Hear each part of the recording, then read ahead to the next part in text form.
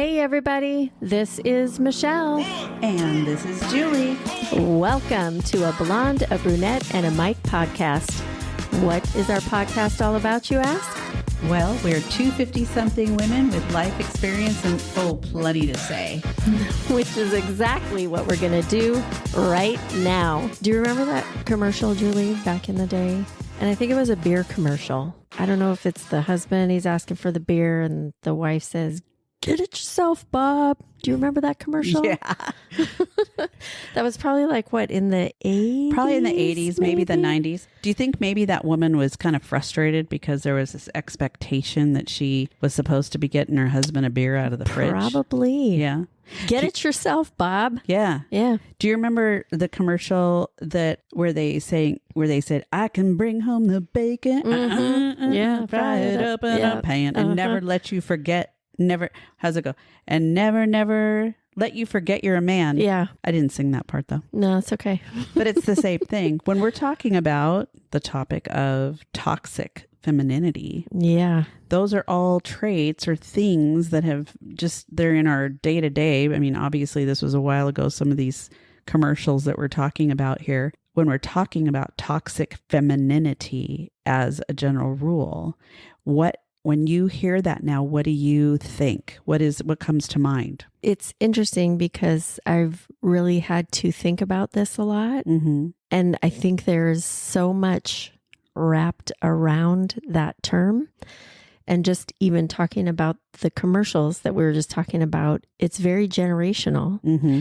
And in our face societally, in so many things, even now, that I don't think we realize. We haven't even really paid attention to defining things that way. Or at least I haven't. Typical, and there's toxic masculinity as well. When Right. you think of these sensual, like fragrance commercials, there's very specific, defined roles in who's supposed to be doing what in a lot of things, not just commercials, just everything.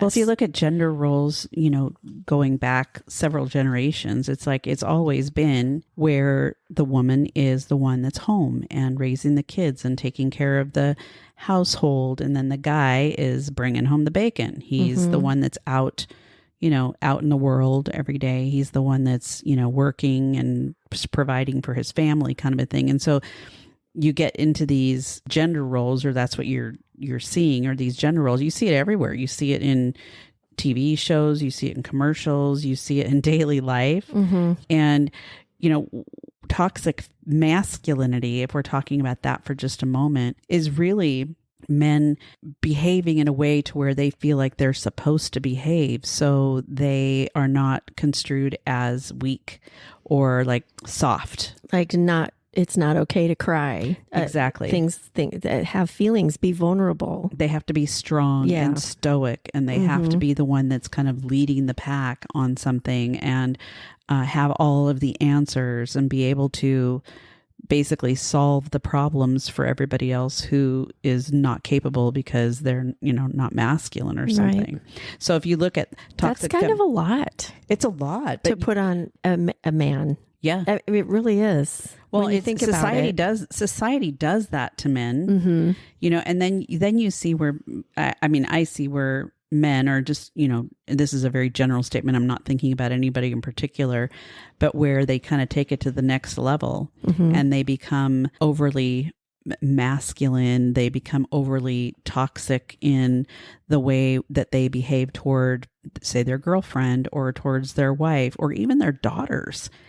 Expecting their daughters to be always dressed pretty and with bows. Or I remember this is kind of a funny one, but when Zoe was little, she wanted to play football. And the boys, of course, were playing football. And I was like, hey, if you want to play football, you can play football. There was a little girl that was playing on one of the boys' teams. I don't remember which boy. And that was just not going to happen. That girl was not going to play football. She wasn't going to be allowed to. Now, whether she got in there and she would go, oh my gosh, I don't want to do this, that's a different story. I don't know. But she had expressed a desire to do that. And I had said, it's fine. And then everybody looked at me like I was crazy. And, same with baseball. girls weren't really allowed to play baseball. So there's a lot of things that are very gender specific that we just kind of fall into line with. If you think about like all of the things that are out in magazines and, like I mentioned before, movies and TV and things where, our goal is, as women, is really to be desirable and sexy and put together, and the hair and the nails and the makeup and the clothes and all this kind of stuff. And that is a persona, really. I mean, not everybody's like that, but we do know people in today's day and age who are like that. They're like, I was giving you an example before we were recording about how I had plans to go with a girlfriend to a movie. And it was like, I don't know, it's a couple of years ago. It was in the middle, it was before the COVID, I guess. And it was probably 10 o'clock at night. And I'm like throwing on whatever I had on from home, right? Probably a baseball hat, whatever. Yeah. And she was decked out. She had high heels. She had her makeup on. She had nice clothes, and I'm looking at her going, are we going to a club? What's happened? You just never know what man you're going to run into. And I'm kind of thinking to myself, hot damn, that's like a lot of work for, I wasn't ever going to do something like that. Go to a movie at 10 o'clock at night and be all decked out. It just wasn't going to happen. Right. Or even the grocery store. It's like, I want to be as cognito as possible. Yeah. But that is probably a place where, she would run into men. I don't know. Yeah. I guess I have run into people at the grocery store before in the wild, but I looked like shit coming from the gym and didn't seem to matter. So whatever. I don't know. But anyway, so toxic femininity, then, if we want to define it, is where women are obligated or feel obligated to act, in a way that meets the societal expectations.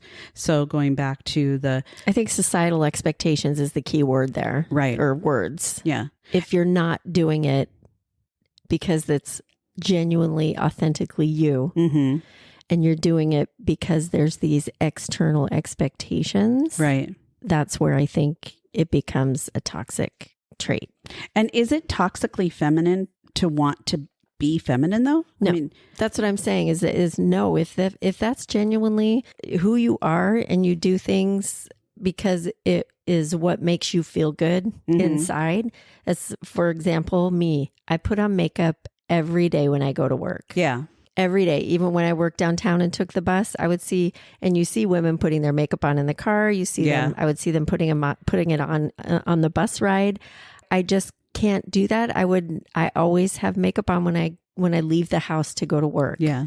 Now I don't do my makeup every single day on the weekend, or if I'm running errands, I'm not that crazy. But as far as when I'm going to my workplace, I always put my makeup on before I go to work. Like now, you arrive and you're put together. And and because that's what makes me get my day started off on a good foot. That's what makes me feel good about it just makes my day go better. Yeah. Like we were talking before about these eyelashes, like this whole eyelash thing. Yeah. I'm kind of cracking up about the eyelashes, right? I love having my little eyelashes, and I know plenty of women that do. And there's so many different ways. And they're not little. They're nice, big, batty eyelashes. They're really pretty eyelashes. And you don't have to wear any makeup, and you're feeling like, I can just walk out of the house and my hair in a ponytail, and you just feel different. I don't know. Yeah.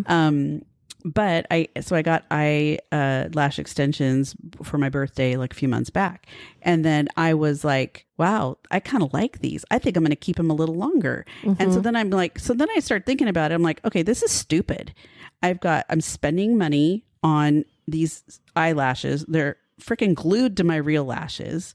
And then they come off, and then you've got to it's just a lot to deal with. It's a lot to deal with. And so I start thinking to myself, why is this such a big deal to me? Why is it fun? Why do I like it? Why do I feel like a naked rat, a naked mole rat without? Yeah. And so I just decided I'm just not going to do it anymore. And I'll get like lashes that I can put on if I feel like I want to put them on, and be done with it. But so that's what I did. But therein lies the difference. You've given yourself the opportunity to do what you were feeling like you wanted to. You enjoyed them for a while. It's not something that you feel like you have to continue with always, all the time, no matter what, because it's kind of a trend. It's kind of a thing. It's a very general statement, but everybody's doing it. not everybody, but you Yeah. know what I'm saying? So because you gave it that try, you know, it was fun. You enjoyed it. You did it for a minute, but now you're doing an alternative to where you have the choice to do it when you want to do it and not have them on when you don't want to. I know, but it's kind of like, why do I even care about my stupid eyelashes? But see, that's the whole okay thing. though. But It is. It's okay but to is that care about toxically it. feminine? No. That's where I think so many of these things can go overboard. Right. Because there are a lot of things innate in women that they're going to do, that ways they're going to behave, things that they enjoy doing. I'm kind of a girl's girl. I've never been like sporty spice out there, you know, doing sports and doing all those kinds of things. That's just not my jam. It doesn't mean that I'm toxically feminine. Right. I'm just being who I am.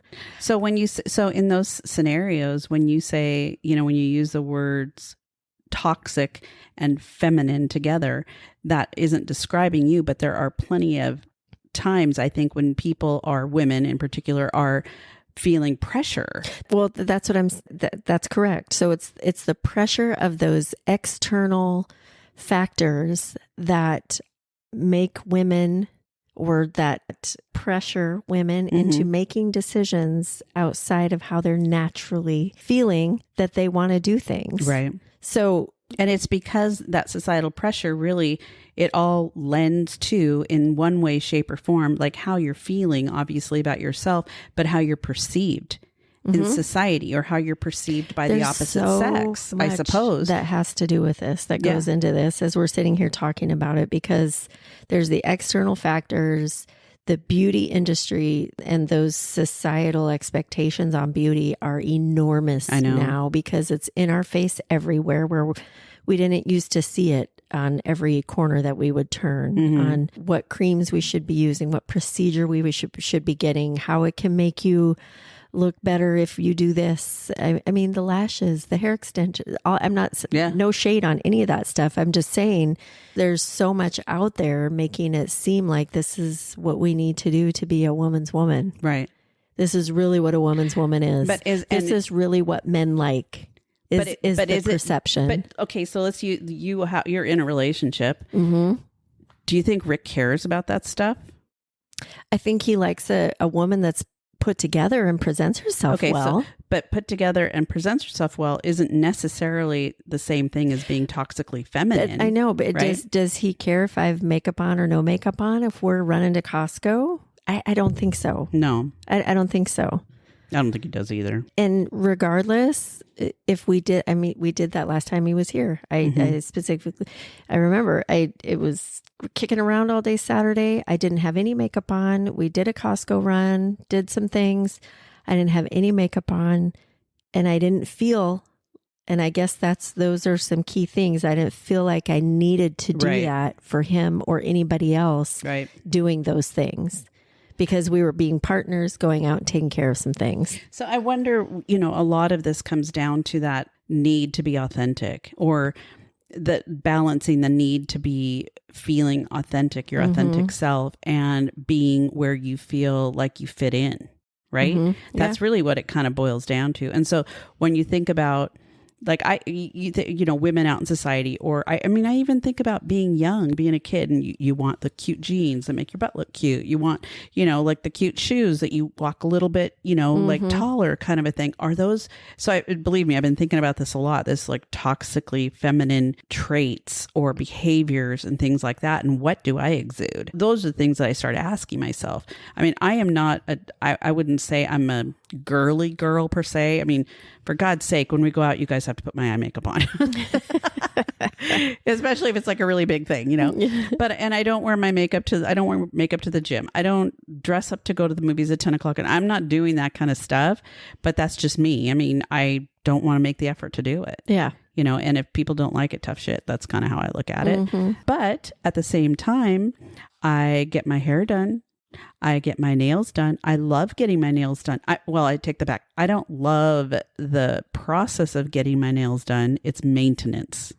But I like having nice nails. Right. I like having nice toes. I like all that stuff because it makes me feel like I'm put together. It's a matter of discovering what makes you comfortable, what makes you feel good which comes down to the authenticity of really the kind of person you are and the things that you do as part of that. Right.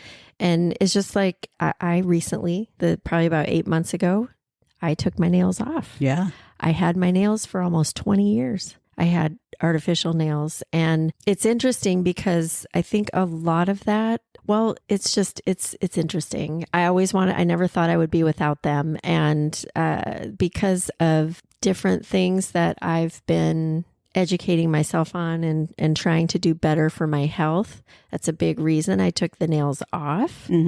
And I wasn't too sure about doing it because I really loved having them. But now that I have gone through the pain and process of growing out my natural nails, and they're not long, wonderful natural nails, but I have my nails back, my real nails, and I don't know that I would put artificial nails on again. So I can speak to both. I've done both. I've had both, and now that I've done this, so I think that's where you can speak to not doing it because of societal pressure, because everybody's doing it, because men like it. It makes me more of a woman's woman. I've had that. I've done that. Being perceived as more desirable, maybe? Yeah. And now I don't. And I don't feel it makes me less of a woman. Right. I don't feel less feminine. I did when they were all crazy, ratchet thin. looking. Yeah, ratchet. I was trying to look for the right word. That's exactly the word, because they were gnarly and ratchet for a while. Yeah. I had these hangnails and everything else, but I knew I had to stick with it and let them grow out. And now that I'm good with it. I don't think I'll get artificial nails. And it doesn't mean that people that have them are toxically feminine. No. By doing it, it's just the choice. But what would be toxically feminine is if you had said to some other woman, it's like, I can't believe that you don't want to do your nails. They just look so much better when they're done. Yeah. That would be a toxically feminine statement. Or coming from a man. Yeah. Oh, I mean, they're... Oh, hell no. I hit a nerve on that one. But yeah, if and you know what? Let's just say we have a friend who had been dating a couple of different people who had said that they preferred that she didn't wear lipstick. She didn't like her lipstick. They didn't want her to wear lipstick. They wanted her lips to be natural. Yeah, doing things a certain way. Or you need to put on a couple pounds. Yeah, doing things a certain way. Yeah. I mean, it's not, that's interesting then. That's toxic masculinity, yeah, I would say, where that's the way our friend chooses to be. And it's like she likes to have lipstick. It's her signature. Yeah. She likes to wear makeup. This is her industry. This is what she does. She always looks put together. Even when she doesn't have makeup, she looks put together. Yeah. She's just a put together person. But is she toxically feminine? No, I don't think so at all. And it's like, if I had a guy say that to me, I don't know how I would take that, honestly, because it's almost like they're not accepting you for who you are. Well, and it would, I mean, Rick, he never said anything when I took my nails off. Yeah. I can't believe you took those off. Those were good back scratchers. Well, there's on the flip side of that, there is they didn't even notice. Yeah. And if they didn't even notice, it's like if you were doing it because you felt like it was a desirable trait and they don't even notice it, who gives a shit, right? I think that's wherein you have to ask yourself some questions then too, because if you go do something because you're trying to get a man's attention and there's no attention given to it and you get all butthurt about it, then you got to ask yourself, what was the reason for doing it? If this wasn't for you, right, to make yourself feel better and to be really who you are because you love it and it's what you want to do, then I think there's giving cause to recognize and be aware of the actions behind doing that in the first place. Exactly. Yeah. I think that's really important to note because it might have something to do completely just with how you feel, not necessarily how you want to be perceived. Well, and with your worth, we did an episode about people pleasing. I think this comes into play to a certain degree as well, because in the codependency, doing things to make yourself feel like you have more worth and getting compliments from people as a result. That's the reason you're doing it, is you're trying to get that from others, especially in this case, when we're talking about masculinity and femininity, trying to get those compliments and things from men. I think that's where it can be a toxic. But if you're in a relationship people out there, whether it's you're a woman or a man, but let's just say you're a woman because that's what we're talking about right at the moment. If you're in a relationship, I know where you're going with this. Go ahead. Well, I'm just thinking about this. I was talking with someone the other day, and she was mentioning how her daughter had gained a lot of weight, and I was like, "You're not," and I had said, "You're not shaming her, are you?" No, of course not. Of course I'm not shaming her. But her husband is. And I'm like, what? And she's like, yeah, when I saw them a few weeks ago, he put his arm around her and he said, we've gained a little weight, haven't we? To the wife. Oh. Yeah. I mean, you could perceive that as like, I also gained weight. But what he was really referring to was the wife and how she'd gotten bigger, and very toxic. If you ask me, this guy is super toxic anyway. But what a shitty thing to say to his wife. Very passive aggressive way of saying you're getting fat. Right. And what is that going to do to her? Yeah. What's that going to do to her? That's going to put her in a position where she's like, she doesn't already know. Yeah. Like she obviously it's like that's a symptom maybe of something else, whether it be a health issue or whether it be stress or God only knows what. I don't know. Crazy schedule. But I thought you were going to say something else. That's why I said I think Tell I me know what where you you're think. going. What was I going to say? Well, no, when I mentioned they don't say anything about it and you get all butthurt, I thought you were going to go into, okay, guys, if you're in a relationship, if you do notice something that your woman or your man has done to enhance whatever, whether it's an outfit or a hairstyle, whatever it is. Right. It's okay to acknowledge and recognize. I'm not saying you don't have to give compliments. So that's why I thought you were going to say, make sure that you do. If you recognize something that somebody's going out of their way to do to enhance whatever it is, to recognize those things, I think is very important because whether it's femininity, masculinity, toxic, non-toxic, whatever, the whole package and big picture of all of these behaviors, communication comes into play big time, which is going to affect a lot of other areas, sex life, for example. Yeah. I mean, all those things come into play when it comes in as far as a relationship goes. Well, now let's talk about that for a second. It's like, in the bedroom, it's like when you look at let's take the word toxic out of it, but masculine traits versus feminine traits. How many women do you know that wait for a man to initiate sex? I mean, there's plenty of women out there that wait for the man to do that. I'm not gonna wait for that shit. Just get that started. I was like, get that thing going. But I mean, again, this might be more generational too. But or even in the dating world, it's like it's very confusing sometimes because you're like, so if I wait for that person to ask me out, why am I waiting for that? Why, if I want to go out with that person, why wouldn't I just say, hey, let's go get a cup of coffee or whatever? But at the same time, you're not necessarily seeing the effort being placed by that individual. So why would you put the time, energy, and effort into it? So that is it's a very toxically feminine thing to think, I think, because it's very societal standards are the man asks out, the man pays, the man blah, blah, blah. Well, that doesn't have to always be the way things are. And there's parts of that I like. I was going to say, but see, then there's blurred lines. Yep. I don't think that there is just this one way of doing things or not doing things or being feminine or being masculine, all of that stuff, because I think to your point, I like some, like you said, but I like some of those things. I think I remember a while back when after I had divorced and I was going through really trying to figure out the kind of woman that I was without all that other stuff. Right. It's like all of a sudden, oh, really, who am I? Right. How do I behave as a woman? What is going on? It was an interesting time, but I remember saying how I had to have doors open for me. I like the man to walk on the outside of how they're, I was just going to say how they're supposed to. See, it's very ingrained. Yeah. On the outside when you're walking on the street, just holding the door, things like that. And this guy said, but I thought you liked being an independent woman. Because it was very obvious that I was trying to come into my own. Can you? How does that feel for men though? I don't know. That's what I'm asking. Yeah. It's like, can you be independent but also be nurtured and cared for? Sure.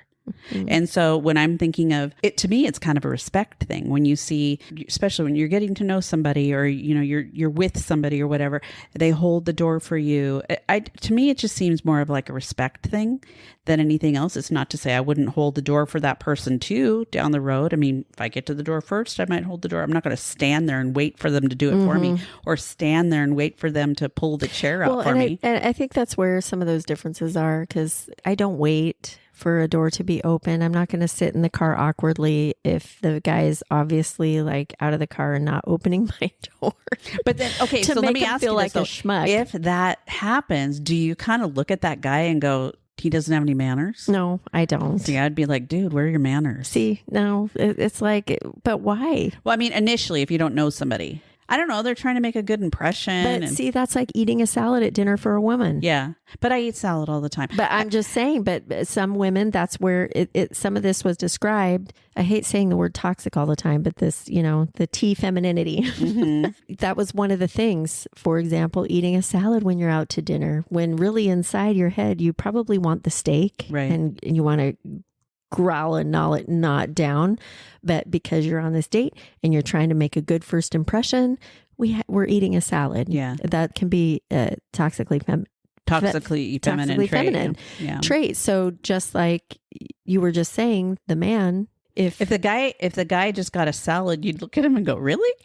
I mean, that's what I eat a lot of the time. So, I mean, it's not a big deal. I think if I go have a salad, but other behaviors that you see, and you see that with women against women sometimes, and this isn't, it's more to give themselves a better position in males' eyes, maybe. I don't amongst know. Other women. You're trying to stand out as the one. Yeah. The most desirable one. So there's a lot of competition. Like right? we're talking in the sexy voice, maybe. Yeah. Flirting some, and not just being yourself, but trying to get noticed. Yeah. That's what I'm talking about. Also, you know, judging other women or putting other women down. Not cool at all. It's like, and again, in the dating world, you see where there are women that are, oh my God, we call them pick-me girls, where they're just like, they will throw another woman under the bus because they want to make themselves look better to some guy that they're interested in. Yeah. It's disgusting. I just like cannot even believe it, but it really does happen. It's unfortunate. Yeah, it is unfortunate. And it's like, hello, how old are we? I mean, why is that kind of stuff even happening? I think a lot of the things we're talking about are deep-rooted. Generationally deep-rooted, though, and really deep-rooted inside of us, because it's the way we were raised. Well, we still live in a very patriarchal society. Well, in general, patriarchal is, yeah. I mean, it's when you're talking about generational and where we've come from, it's not as much as it was, but it's still very. I mean, it's come along, and that doesn't just exist in churches. It's in the government. It's like everywhere. You know what's so ironic about all of that, though, Michelle, is that our country is less that way probably than a lot of places. I know. And so we think it's noticeable, but we can actually say something about it and not get, you know, beaten by her husband or something like you might in other places. So there were, I mean, if you think about like I don't even know if this would apply, but in some countries, women's pleasures, like their G-spot or their clitoris and stuff are cut because they're not allowed to have pleasure. Only men are allowed to have pleasure. And so women are just there to basically for men to screw and have babies, but they're not allowed to enjoy anything. And that is, those kinds of things go back, you know, obviously hundreds and hundreds and hundreds of years, but that's how women in some of these other societies are treated. They're treated really like objects or like things. So when you look at femininity that way, it's I think in the United States, it's much more prevalent that, you know, how women behave differently, you know, with other women. Yeah. And frankly, you do see that. You see that kind of, I hate to use the word toxic again, but you see that behavior with women sometimes. And it's like, I've seen that. And it's like, I don't trust that girl as far as I can throw her. Yeah. Because you know, she's not genuinely a girl's girl. Women are pretty, well, I would like to think women are pretty good at recognizing that. I know I feel like I am, the intuition piece. Yeah. Oh, you're really good. You're really good with your intuition. I always give everybody the benefit of the doubt. You know? Yeah. I think it's important that we recognize, what some of these behaviors are, not only in other people when we see them, but also in ourselves. Because as we've been kind of preparing for this and talking about it, there are tons of things that I do that directly relate to this, and I didn't even really think about it. I would say a lot of it is like your appearance and stuff, and how you choose to have your appearance, taking care of yourself. I don't look at those things as toxically feminine, but I would prefer to be feminine. I don't want to be masculine. I don't want to wear masculine clothes. I don't want to be masculine. And it's like, I don't think that's toxic. That's just the way I am. That's just who you are. The difference is recognizing the things and the reason behind why you do them. Right. It's kind of exhausting because when you think about something like this, it's like, I don't even think about stuff like this. Yeah. Honestly, this was an interesting topic for me to dive into because I don't even think about stuff like this. Really. I just go about my day. I get up, I put on my makeup, I do my hair. I'm probably more of a girly type of girl. When it comes to that. But you are very old fashioned too in the way you think. Yeah, I am. So we've used the 4-letter word submit a lot. We make a joke out of it, but it's like, but in society back in the 50s or, in the 60s or 70s or whatever, this is the way women were, and women deferred to men, or they submitted to men. And a lot of that's religious based, I think, probably too.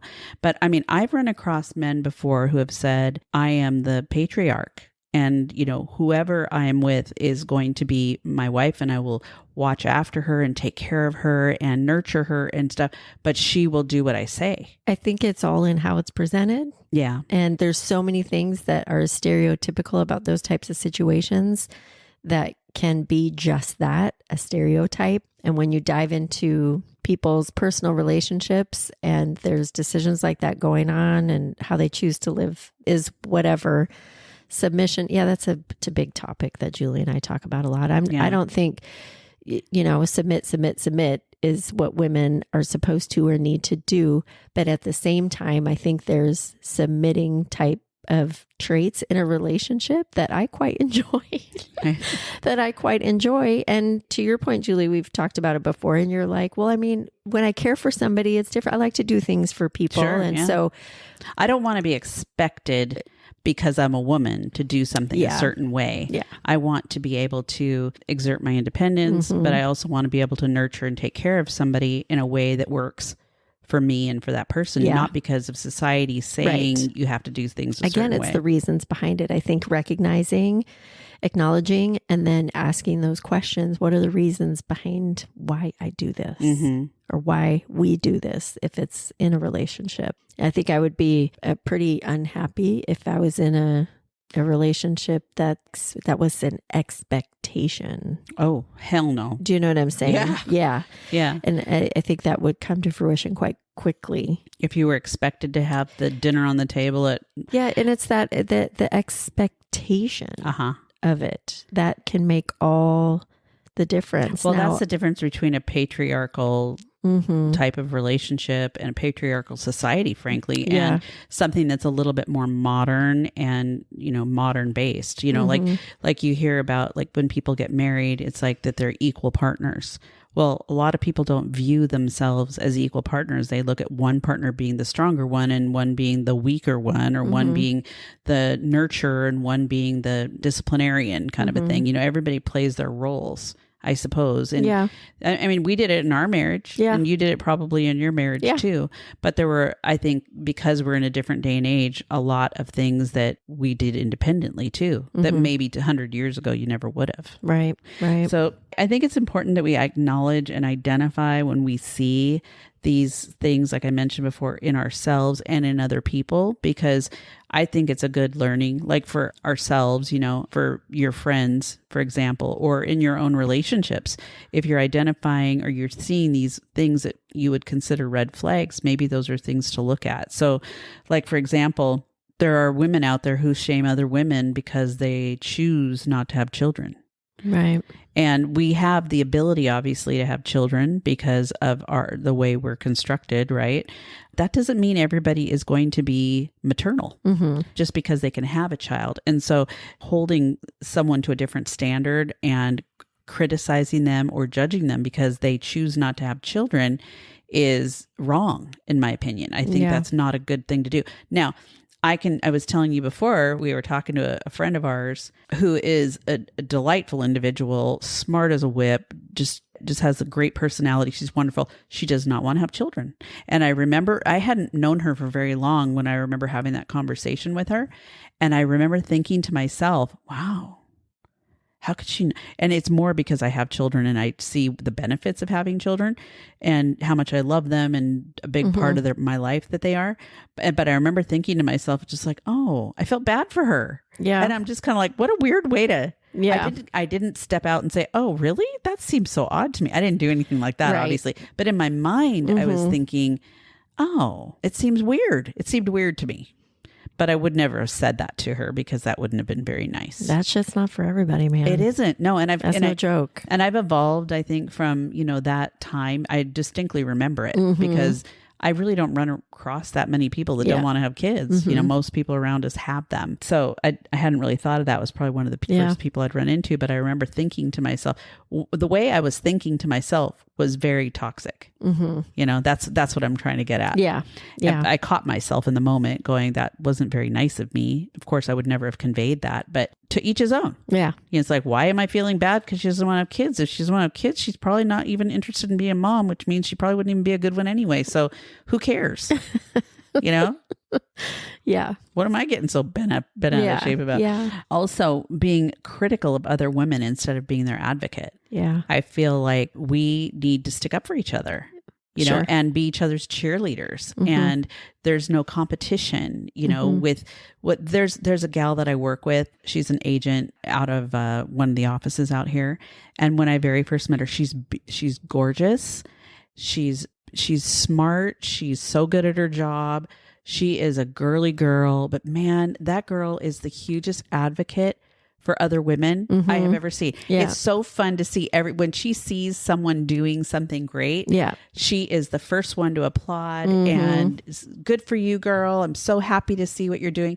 Like we were just voted for this award, and Mary and I were best in Western Washington. And she is like on our Instagram saying, I'm voting every day. You guys are, and I'm just like, she does the same job we do, and it's just, I just love her because you don't see those kinds of competition with her. Yeah. Women, I think it's important to that point, just what you said, be each other's cheerleader, because we want to bring and lift each other up. Yeah. And not, push and put each other down. But I think the putting down is because whoever these women are that might do that in those scenarios, they maybe feel inadequate or they feel threatened. Or typically when that occurs, it's because they're wanting to make themselves feel better about whatever it is by putting others down. Yeah. And that can be in so many different arenas. So just kind of staying away from that or calling it out, I think is really important, because I don't want to be around people that are being mean or cruel to other people. Yeah. So, and if I am that way, I want you to say, Julie, that wasn't very nice, So what the heck? What the heck? What the fuck? What the WTF? Yeah.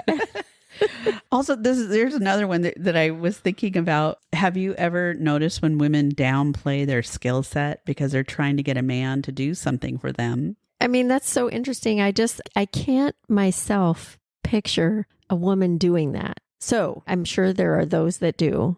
For example, though, if I was by myself and I got a flat tire and I was on the side of the road, I would not be playing damsel in distress. I would not know how to change the tire. I need help. I don't care if it's from a man or a woman. If it's the man that pulls over first, great. Can you help me, please? We don't really have to worry about that much anymore because we have cell phones and we can call. Yeah. When I did get stuck on the side of the road with a flat tire, I just called the, towing company or whatever. So we don't have to really worry about that like we used to. But I would not be playing. I would definitely need help with that. I told you that story about Mary and I being in a car. I don't know how old we were. We were probably in our early 20s or something. And we got a flat tire and we're on busy road, side of a road, and we pull over and Mary Mary being her Mary self. I think we might have worked out. I just remember she had her headband on, the whole headband thing that she wore. And she's getting out all her stuff to fix this tire. And this guy pulls up and he was like, "Hey, can I help you?" And she was just like, "No, I got it." Yeah. She did not want him to help her at all. She just wanted to be the one to do it. And I'm looking at her going, "Are you sure?" Because I don't want to do it. I'm not going to do it. If he wants to do it, let him do it. And I'm sure there are those that, for as far as men go, that would find it quite attractive for a woman to be like jacking up her own car and changing her own tire. I'm not throwing any shade on being able to do that. I'm just saying I've never done it. I've never been shown how to do it. I don't know how to do it. I would not be able to do it. I mean, we could figure it out. You could just YouTube it and figure it out. That's true. That's true. Like I say, cell phones now, there's kind of a little bit of all that stuff. Yeah. So, well, and actually probably about 5 years ago, I think I went out to go to work and I had a flat tire and Nicole's husband, Brian, came and did it for me. Well, it probably got done a lot faster that way. I know. Some of it's things I could do, but I just don't want to. Yeah. I just, or you would do it way better, So anyway, I think there's a rabbit hole, but anyways. It's a rabbit hole for sure. Also, we talked about, there are times when you see women taking extreme measures to make themselves look more feminine, I would say, or more desirable. Maybe that's another way to look at it. Well, and I think too, and it goes back to the reasons behind why they're doing it. Are they doing it because of societal pressures? And it's what society is making women believe this is what men want. I saw this interview once about, they were interviewing men. Do you like an all natural woman or would you prefer a BBL? Do you know what a BBL is? Brazilian butt lift. Yeah, all natural or BBL. And of course, this interview, everything, they were all like 100% natural all the way, 100% natural all the way. When they asked the women were like BBL. Yeah. BBL. Because they felt better. 100% BBL. Yeah. Because they're thinking, based on what society is telling them, that this is what men want. Yeah. And so this is the reason they're doing it, is because I ain't got no junk in my trunk. Let's go out and get, this Brazilian butt lift because this is what men want. Girl, I've got all the exercises can do. I got plenty of junk in my trunk, but... no, it was like you can build your own butt. Okay. Yeah. You can totally build your own butt at the gym. There's totally ways to do that. Unfortunately, that's the point here, is the societal pressures that are put on and just online and what it's telling women that this is what men right. Well, and some of these women may have men in their lives that this is what they want. And so they're pleasing them. I mean, I know of men who have gone and gotten breast augmentations for their wife. Oh, sure. Or for their girlfriend because they want big boob. They're a boob guy. But yeah, if they don't really want to do it and they're doing it for that reason, that's unfortunate. Yeah. On both sides. So yeah, there's a lot of different dynamics in so many of the scenarios that have to do with this. I think it's on us, though, to notice these things and to restrain ourselves if we like asking the question, why am I doing this? Why am I feeling threatened by this? Or why do I feel this is necessary? Is it because that's what you want to do? Great. If that's what you want to do, it's not toxic femininity. But if you're doing it for other reasons, right. Like you want to be desirable to a boyfriend or you want to be desirable to men, whatever the case may be, that is not necessarily the same thing in my mind. Right. So I think it's important to understand these things because it directly affects our communication and in our relationships, whether they be our romantic relationships or even our familial ones or our friends, but how we communicate is really important too. And on this particular subject, I think it's so deep rooted that we don't even realize, like we were saying before, that these things are even happening. Yeah, I think just what I kind of got from a lot of this in diving into this subject was really the why behind the things that we do. Because, I mean, I like to look good for my man, but it makes me feel good too.